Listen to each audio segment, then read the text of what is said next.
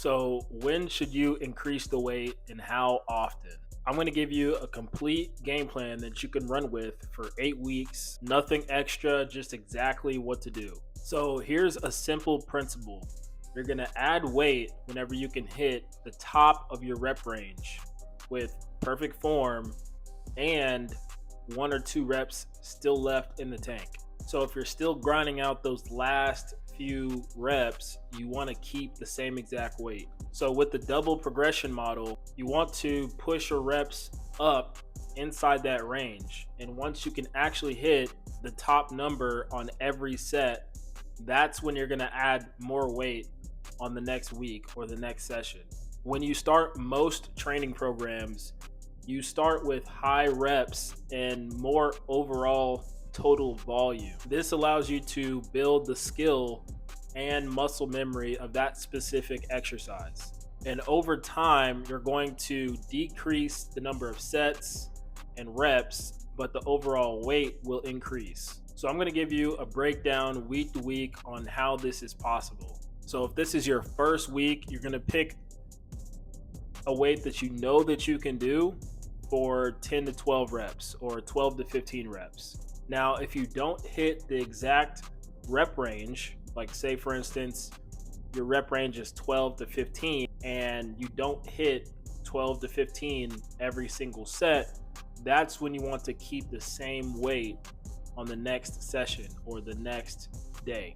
The goal is to actually hit 15 reps with clean form. Now, week 2, let's say you have 4 sets of 10 to 12 reps.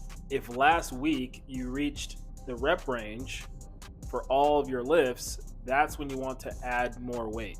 For upper body lifts, it's typically around 2 to 5 pounds, and lower body is between 5 and 10 pounds. The reason being is because the lower body is a lot stronger than the upper body, or at least it should be, right?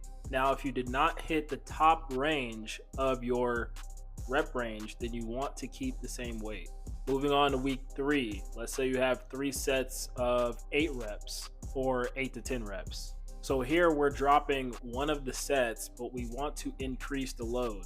Now the same principle applies. If you can do all 3 sets at 10 reps, that's when you should be adding weight on the next session. Now week 4, you go really heavy, and we're going to start off with 3 sets of 6 to 8 reps. Again, going heavy doesn't mean you need to arch your back and completely let form go out of the window. You shouldn't be bouncing any of the weights off your chest. You shouldn't be doing anything crazy in the gym. Your form should stay tight. Now, if all of this is confusing to you, don't worry. I was a C+ student in school, so I'm going to break it down simple. Just hold on. So you might be asking, how often should I increase the weight? Now, typically in the beginning of your training program, you will increase the weight very rapidly. Now, towards the middle of your program, it might be every other week. And then later in your training program, it's going to be like every other 2 weeks. But the simple rule never changes. You only want to increase the weight once you can actually perform the top of your rep range. Now, of course, there might be some fluctuations, right? Maybe you don't feel good that day. Maybe you didn't take your caffeine pill or whatever. So if you don't feel good that day, just keep the same rep range. You might think it's a step back, but it's actually still a step forward because you're in the same pattern. Now, there's some days where you're just feeling it and you actually feel really good. My personal opinion, if you add another rep or another set to your workout, that's not going to harm you at all. In fact, it gives you a lot more motivation and confidence. So there's no real downside to that. But I would say keep the jumps to, small jumps like 5-10 pounds. Now I'm going to go through a couple common questions I get, especially for the full body splits. Now, question number 1 is, if I'm doing a full body split, do I increase the weight every week or every day?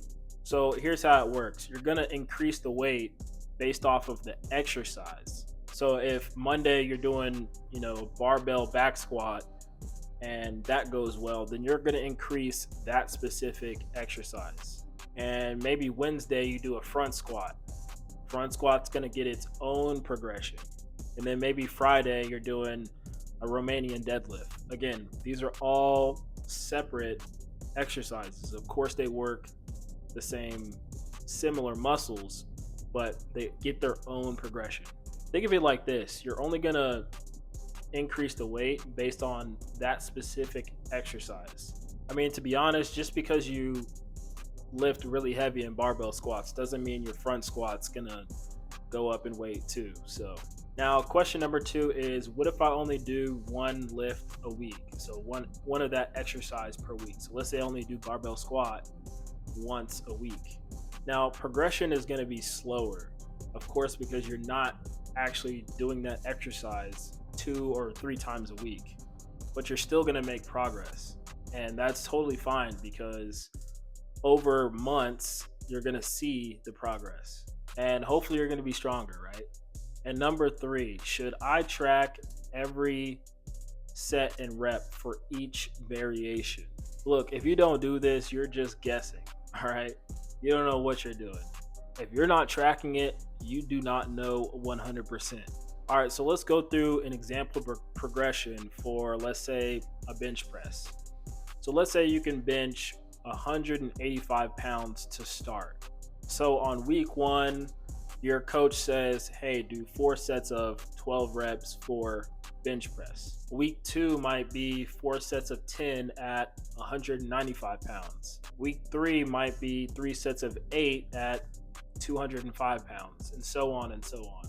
So in about 8 weeks, you could probably go from 15 pounds all the way up to 45 pounds increased on that specific lift.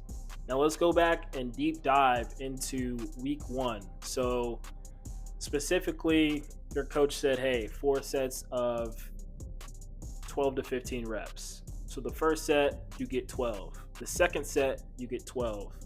The third set, you only get 11 because you're fatigued, right? And then the fourth set, you only get 10 reps. So since you didn't hit all sets at 12 reps, that's when the next session, you're going to keep the same weight. So week 2 might look like, again, 4 sets of 12 reps at 185 pounds. Let's say set 1, you get 13. And then set 2, you get 12. Set 3, you get 12. And then set 4, you get 12. So since you hit the bottom of that rep range, you can add maybe 5 or 10 pounds for the next session. So week 3 will be 4 sets of 10 to 12 reps. So this time you did add more weight, so you went to 195 pounds. Let's say the first set you're feeling really good and you get 11 reps. And then the second set you get 10 reps. The third set you get 10 reps, and then the fourth set you drop off and get 9 reps. Again, since you didn't stay in the actual rep range, you want to keep that same weight for next week. Let's say you do the same thing for week 4, but then you hit all your sets and reps. That's when the next week, right, we can increase the weight some more. So maybe the coach says 3 sets of 8 to 10 reps. So you're like, cool, I'm going to go ahead and add 205 pounds on the bar. And then your first set, you get 10 reps. The second set, 9 reps. And then the last set, you get 8 reps. Now, here you are in the rep range. However, I would encourage you to get to the top of the rep range before moving on and increasing the weight. So to make this all simple, the key takeaways are, if you don't hit all the sets at the target reps, then don't add weight. Your progress is going to come from filling in those weak sets that you're not actually hitting those rep ranges. Think of it like this: you're earning the right to go up in weight. Now, if you don't hit your rep range, that's not a problem. It's just a part of the process. It just tells you exactly where you are, strength and muscle wise. So now you know when you should increase the weight and how often.